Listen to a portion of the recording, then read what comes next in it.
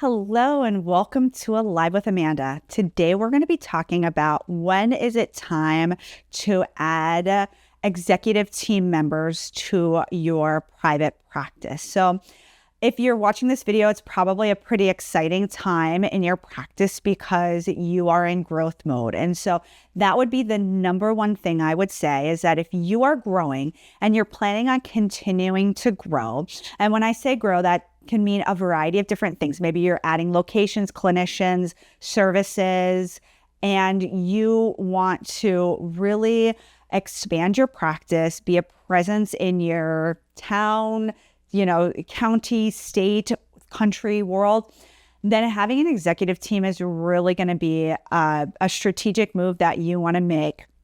I sort of accidentally created an executive team. We have both what we consider to be an executive team and a leadership team.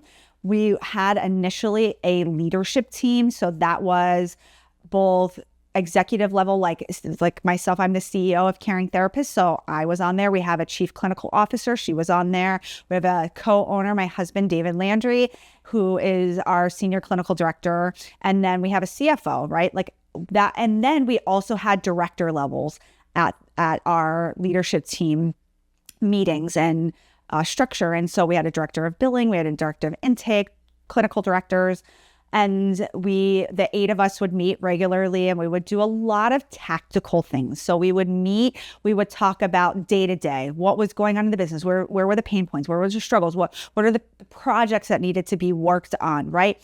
And when I went on maternity leave and then I came back, I realized that I, as CEO, was really being bogged down with a lot of the day-to-day. And for me, this is like just being really honest and genuine. As like when I am too bogged down with things, you see, I'm shaking my head already. Like I get overwhelmed and frustrated pretty easily. And that's not the best place for me to be, right? The best place for me to be is inspired, excited, productive, even a little bit, I was going to use the word manic, but like excited about things, like with that, like energy. Right. And so if I'm like the opposite of that, if I'm angry, overwhelmed, frustrated, like that's not my interpersonal skills go out the window. Right. And so I realized I was being bogged down too much with the day to day. And so we separated out our leadership team from our executive team. So our executive team meets, we still meet once a week. We go through high level, big picture strategic moves for the practice. Like I am working every weekday, whatever it is, my cadence of working on this is like, what are the big picture things? What are the things that impact all 80 therapists? Not what are the things that impact just the billing department or just this one person, or, what are these like 2 people in this office doing? Or like, what's this one client saying? Like where I'm focused on like, what is going to impact all of our clients in a positive way? What's going to impact our clinicians in this way? So things like last year, a big thing and rolling into this year, it's rolling out our 401k. That was quite a process. You would think it wouldn't be. It seems like a very simple benefit. But like if I was stuck, worrying about like day-to-day things, I wouldn't have been able to put my energy and attention into the 401k. Same thing with expansion. See, we're expanding. We're in growth mode. We're getting ready to expand into two different spaces, right? That's exciting and it's coming out soon. But I had to do research on that. I had to do meetings. I had to meet with the banks. There's a lot of meetings and things that I had to do behind the scenes, and then creating plans for this in conjunction with our chief clinical officer, who creates just as many plans as I do, and she executes on those plans, right? And so if you're at a place where you're like, yeah, I want to go into multiple states. I have 2 locations and I want to go to 8 locations.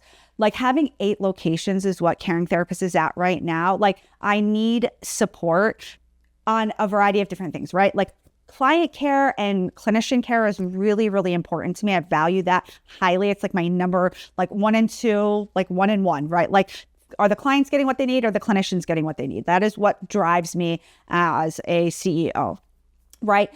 And then I need like a CFO, right? To be like, well, here's financially where we're at. Here's what you can afford. Here's what the projections are. Like our CFO did a 5-year projection for us and how many clinicians we would be hiring and how, like when we were able to expand offices and how much revenue would we make and how much we would be able to like pay our admin team and what would go into marketing. Like it was absolutely amazing to be able to see that 5-year plan. Like I wouldn't have been able to do that without his support and without his help.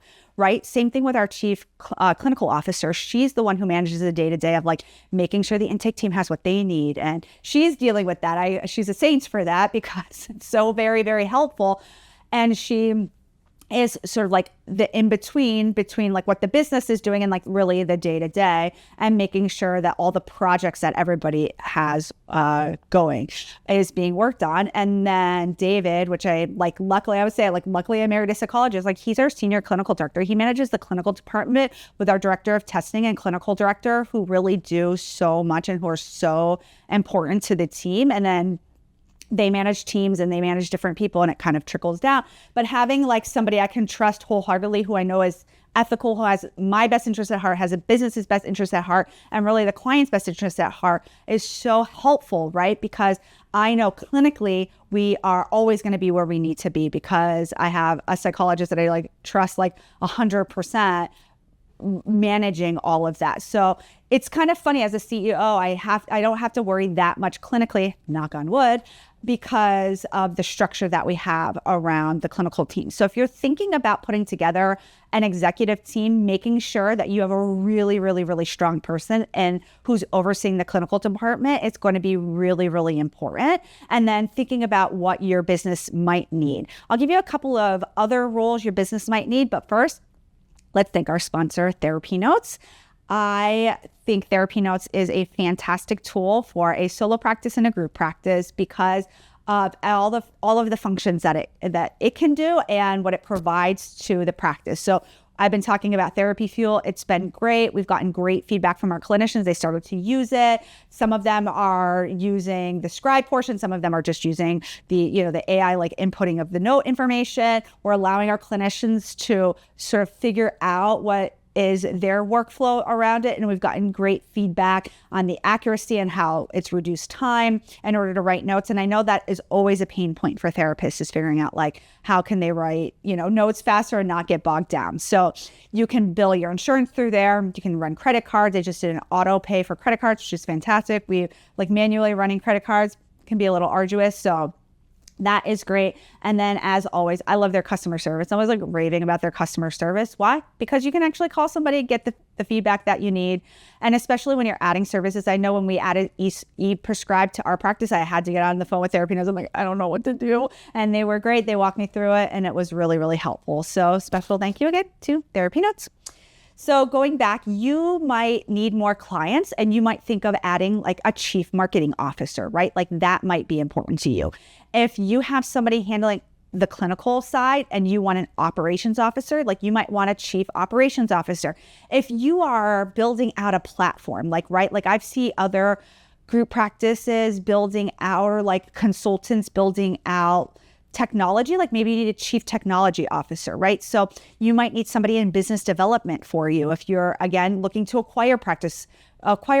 So I want you to really do your strategic work as an owner. If you're the CEO, you consider yourself the CEO of your solo or group practice, then think about what supports do you need in order to do the work that you need to do in your group practice to achieve the goals that you are going towards. So I can say I didn't realize how much I really needed a CFO, and having him there, his name is Aaron Solomon. He is great. He is somebody that I know that I can really, again, trust. Trust is a big thing for me. I think I've said that 25 times in this talk, but having somebody that I can really trust who understands our business, right? And isn't just like about like the dollars and cents, but understands like we have to invest in trainings. We have to invest in certain things. We have to invest in HIPAA. There's things that are going to be really important. And then also is able to, again, do those projections and do those different things. So I just think having a leadership team that is, or an executive team, and you can call it a leadership team, you can decide how you set up your team, is going to be really important, especially if you're in growth mode. I hope this was helpful. I'll see you soon, everybody. Bye.